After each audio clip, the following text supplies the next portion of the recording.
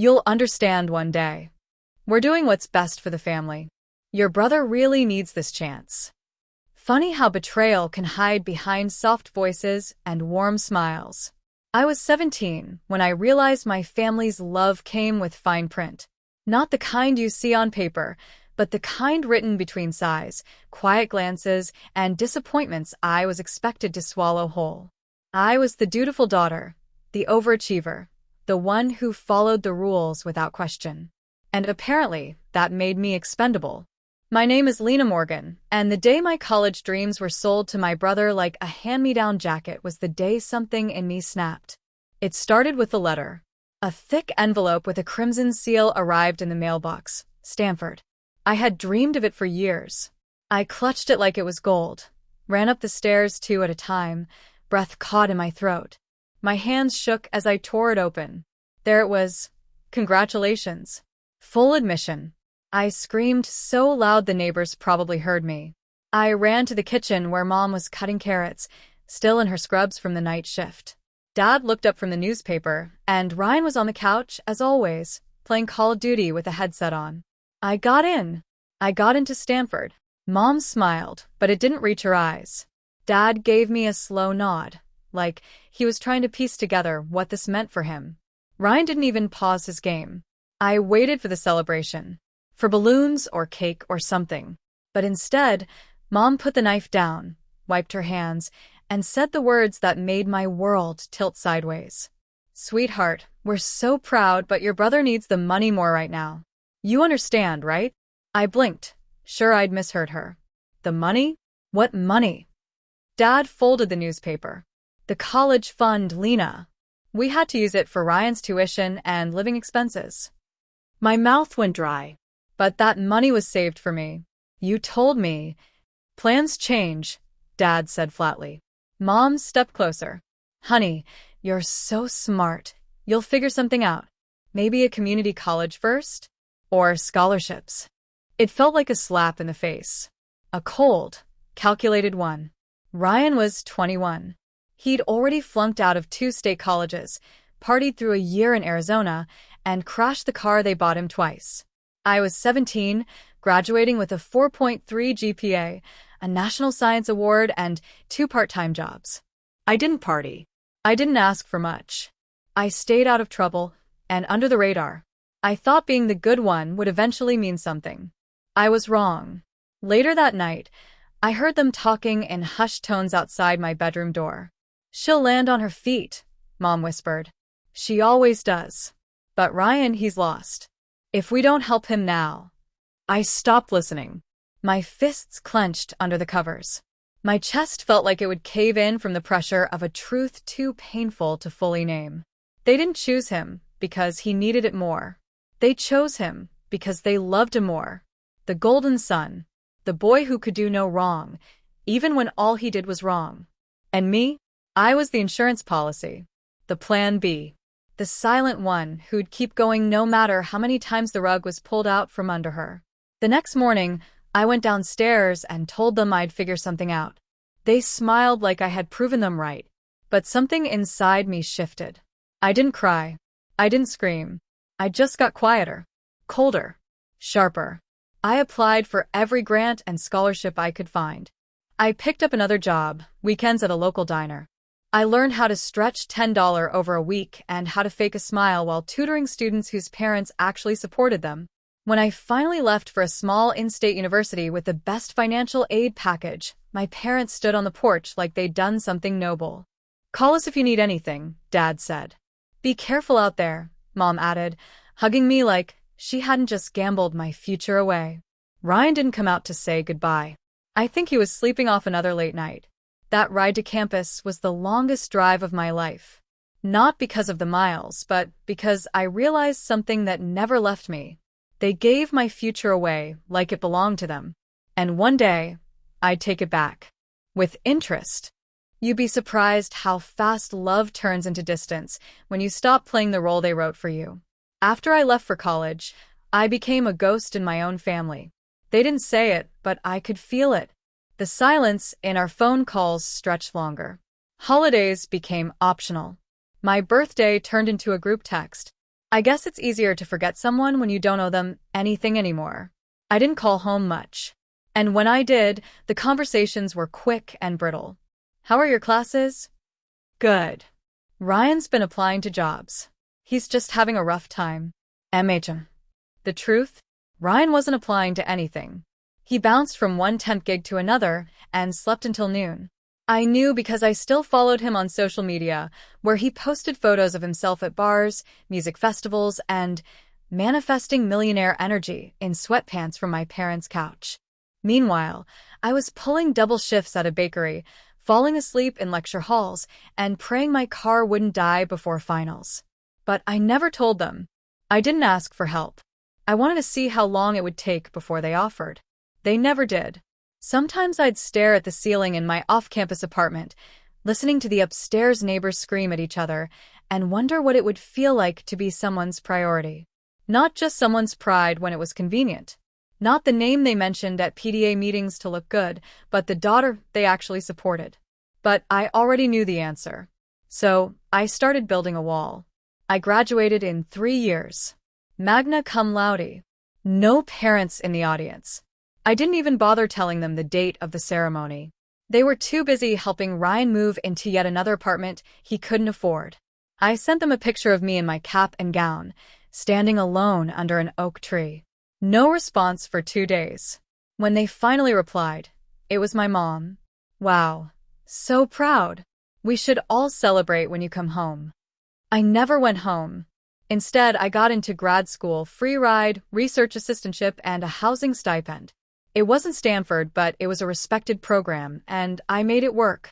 I learned how to negotiate, how to work with difficult advisors, how to code, present, and defend my ideas in rooms full of men who underestimated me. By then, I had stopped waiting for recognition. It was freedom in a way. While Ryan spiraled, losing jobs, asking for handouts, blaming everyone else for his stagnation, I climbed. Quietly, steadily. He had the safety net. I had grit. But grit comes at a cost. Some nights, I sat alone with a mug of black coffee and wondered if maybe I was broken.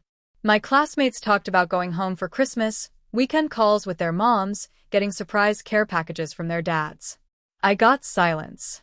They didn't know about the years I spent watching my parents coddle a man who never thanked them. About the way my mother used to call me the smart one like it was some consolation prize. About the time my dad told me, "You're too independent for your own good," like it was a flaw. Still, part of me clung to hope. That one day, maybe, they'd see me. But then, during my second year of grad school, I got a text from an old neighbor back home. "Hey, did you hear about your parents' house? It's listed for pre-foreclosure."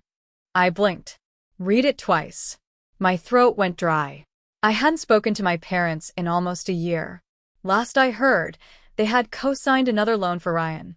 Something about a startup he wanted to launch. My stomach twisted. I searched the listing online, heart pounding. And there it was. For sale. Family home in Westwood. Pre-foreclosure. Owner behind on payments. Quick sale preferred. That house, the one they told me would be Ryan someday. The one I scrubbed floors in, mowed lawns around, helped fix broken gutters on. The same house they never let me claim as mine.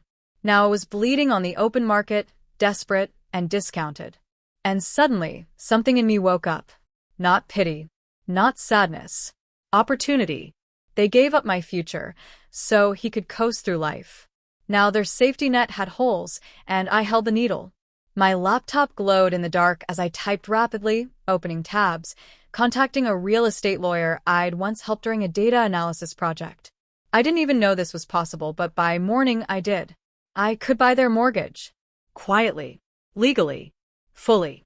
It would take nearly all of my savings, the ones I had built from side hustles, freelance consulting, and years of living beneath my means. But I could do it. And I would. Not to destroy them, but to remind them. They bet against me. Now, I was the one holding the deed. I used to think revenge had to be loud, dramatic, explosive. Turns out, the most powerful revenge is quiet, strategic, and entirely legal. It took 2 weeks to finalize the purchase of my parents' mortgage. I didn't show up in person. I didn't have to. I used a private investment firm that bought distressed debt. I had done a few tech consulting gigs for them during grad school, helping them optimize some back-end systems. In return, they let me sit in on meetings, learn how the business worked, and even offered me first dibs on certain assets if I ever had the means. Now, I did. They didn't know it was my family home I was targeting. Just another name on a foreclosure list. I wired the payment without hesitation.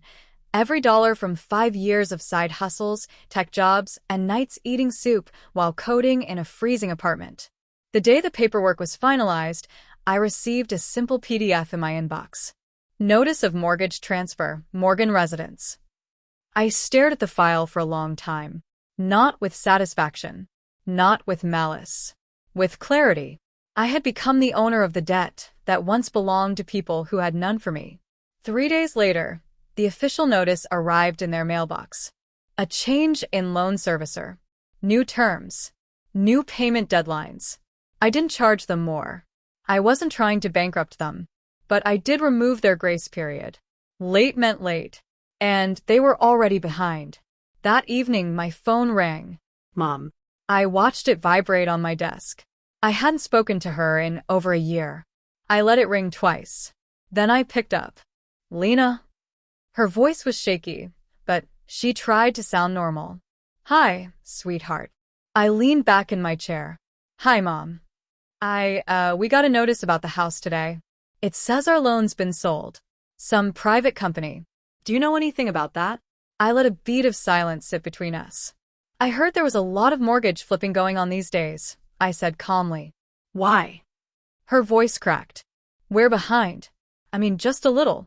Your father, things have been tight. And Ryan he's trying, but he's struggling. There it was.